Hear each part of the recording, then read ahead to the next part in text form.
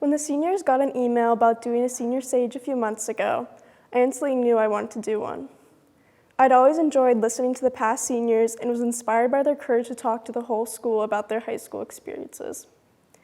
At first, I wasn't sure what I wanted to talk about, as I didn't feel like I had some awe-inspiring advice to give you all, or anything that would make you all excited to hear me talk about for the next 10 minutes. I then took a few days to reflect on the past 4 years and what helped me develop into who I am today, which is something I'd never really done before. I realized that I didn't want to give advice that everyone has probably heard 1,000 times, but that I would rather share what I wish I had heard my freshman year. I want to share my personal experience and struggles in hopes to give those who are currently struggling in silence a voice and to let them know they are not alone. So here is my story. My name is Campbell Wolf, and this is my senior sage.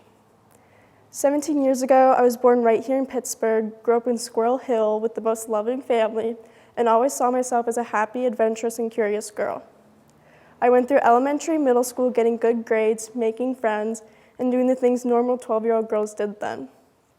After middle school, I decided to transfer to Shadyside to continue my education and get a fresh start with a new school and new people. This was when my life took a turn. For the first time in my life, I began to feel trapped in some sort of bubble, alone, and like I was out of place. My first few experiences here at Shadyside were nothing but positive. I started preseason for field hockey in early August and was welcomed with open arms by the girls in each grade.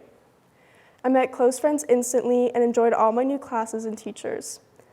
I remember one day freshman year when Miss Witt had us write to our future senior selves, and I remember writing about how happy I was and how I hoped I would feel the same way in 4 years.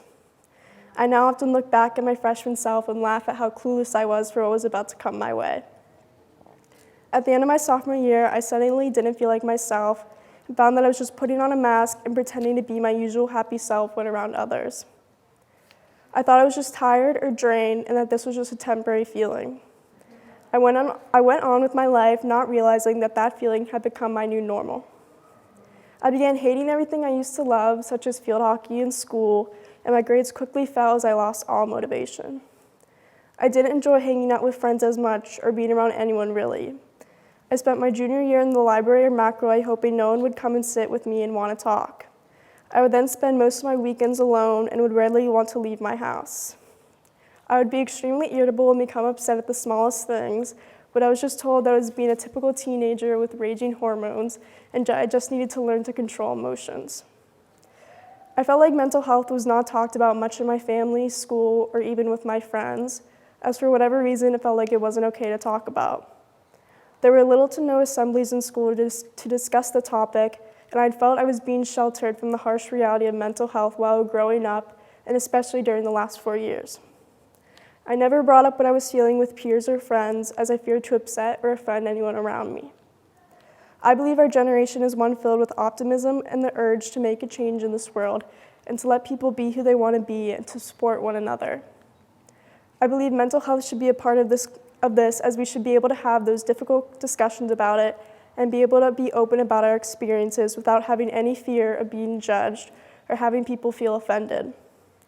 I understand that this will take time, as I still cannot stand here and tell my full story without having those worries. My hope for the future of this school is to give its students the resources they need, to let them know they are not alone, and to slowly learn how to have these difficult conversations. Going back for this reason, I began feeling like I was crazy and that I was just being overdramatic with the little things in my life. I went through my junior year isolating myself from others so that I would not feel like a burden to them. This led into the summer that changed my life. By August, I had been going through family problems, a breakup, and severe depression and anxiety. I was slowly breaking. The next month, I started my senior year, dragging my feet behind me as I used every ounce of my energy to get through the school day. By the end of September, I hated myself, but even more, I hated the idea that I made other people's lives harder for them. One night, I was told by a close friend that I was a burden. When I heard that, it validated everything I had already thought about myself. When I looked in the mirror, all I saw was a person who was a burden to others with no dreams and no purpose. That night was my darkest moment as I couldn't handle the burden anymore, and it all became too much. I went back to school the next day, acting like nothing had happened the night before. I put on a smile and forced myself to laugh when people would crack jokes. I kept this night a secret from everyone I knew for 4 months, trying to push the memory away, and I felt silenced as I still had the idea that it was something I shouldn't talk about. I'd spent these several months in therapy, learning and growing into the person I wanted to be, and finally felt like I was able to communicate to the people close to me about how I'd been feeling. After these months of therapy, I told someone about that horrific night for the first time. I told him about my doubts of doing the senior sage, but he quickly gave me the courage to do so, and for the first time in a while, it made me feel like I wasn't alone. Before that night, I used to become frustrated when people would tell me, "Don't worry, it gets better," as it seemed like after years it had only gotten worse. However, when I put time and energy into therapy and bettering myself, it did get better. Just 2 months after that night, I got into my dream school, began feeling excited about my future rather than dreading it, and became close with the most selfless and caring friends that have helped change my perception of myself. They have also shown me that that night does not define me. Now, that doesn't mean I still don't experience bad days, but I'm forever grateful that I'm able to stand here right now and say that I've come out at the other end of a dark hole and am still continuing to work on my mental health. However, I couldn't have done it alone. Claire, Celia, and Nat, thank you for laughing on the floor with me every time something even a little bit funny happens. And thank you for showing me that I'm worthy and that I have so much to look forward to in my life. Austin and Noah, thank you for FaceTiming me when I'm sad and always knowing how to cheer me up. Porter, thank you for always being there for me and pretending to listen to my hour-long rants and for making me laugh when I'm sad by saying one of your stupid phrases.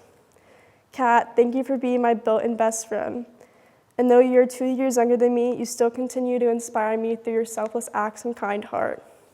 To my mom and dad, thank you for your daily sacrifices you make in order to give me the brightest future possible, and for allowing me to grow and develop into my own person. This is my support system. I've learned that this small group of people is all I need, and that no matter their age or my relation to them, they all have helped me go through this difficult time as well as helped me grow from it. Although my future dreams involve moving away and gaining new experiences, you all made such a large impact on my life, and I truly have no idea how I would have gotten through the last few months without each and every one of you. I learned the biggest lesson this past year at Shadyside, which is to find your people, hold on to them close, and not give a single ounce of energy to those who try to tear you down or don't see you for who you really are. And at the end of the day, know that no matter the struggles you may be going through right now, reach out to your support system and find the people who will help you get through it, because they are there, trust me. And know that these temporary struggles never have and never will define who you are. Thank you.